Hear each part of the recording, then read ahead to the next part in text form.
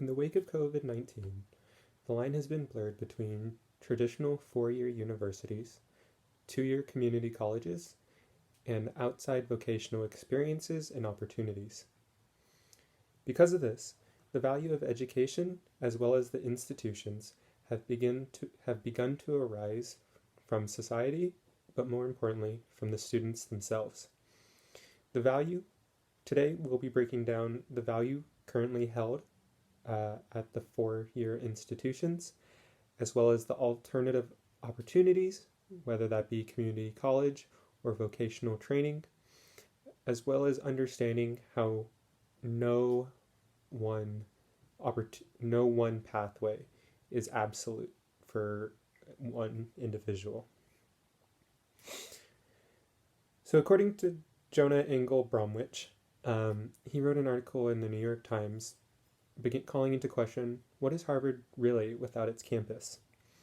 Because of Zoom University, there has been a lack of distinguishing experiences for students amongst classes.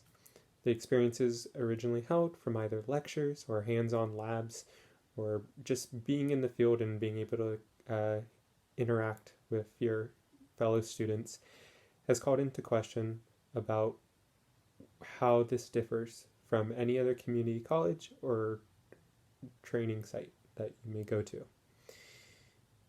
Not only that, but the activities outside of class are also lost for the students, whether that be through extracurriculars that follow, like drama and other things, as well as sports, but also just the social elements seen in fraternities, sororities, and other gatherings of students. Finally, the value of college is dropping, given that most campuses, especially Harvard, are currently not allowing international students and other outside students from living on campus. With that wrapped into one, folks are beginning to call into question, what are you actually paying for? Jian and Qian wrote an article over at Temple University, kind of breaking down where your funding goes to a lot. Most of your time and funding is directed towards endowments and the administration. As we have begun to move past the recession, of 2008, we have begun to see an increase in administrators making over $1 million yearly, as well as the growth of endowments at such prestigious colleges that are denying students these opportunities, such as Harvard.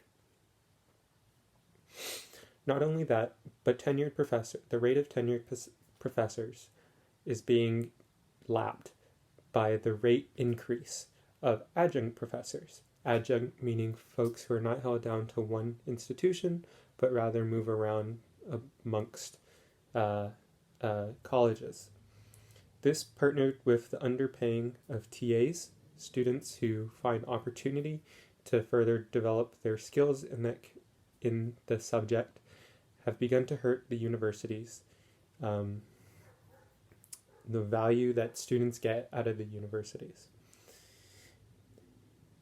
This finally topped on with the lack of aid and debt relief provided by colleges also entails that students are no longer, or ensures that students are no longer being supported to actually attend institutions, especially during such a tumultuous situation in which students may be without job, without housing, without family.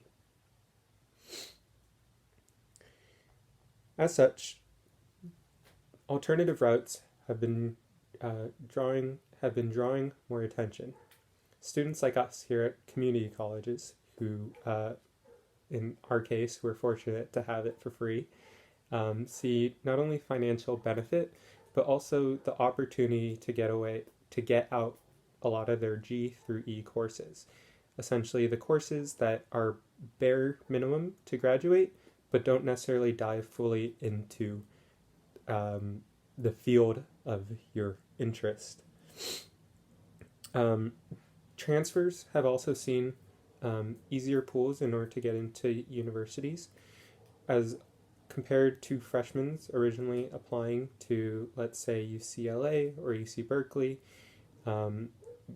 where roughly, I believe, 400,000 uh, high schoolers graduate in California each year. Transfers, however, are a more select pool and often have more outside experience to carry in and show four-year universities that they are more committed to their academics.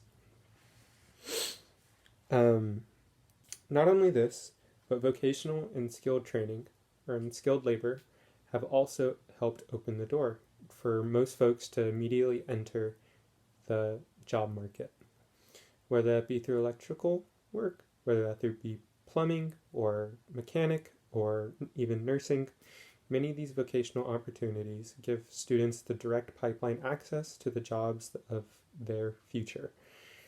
In doing so, it helps them save money by having a smaller core set, more targeted for them and their interests, but it also gives folks a head start compared to those coming out of a four-year, in the sense that they have more long-term experience handling difficult and outside projects.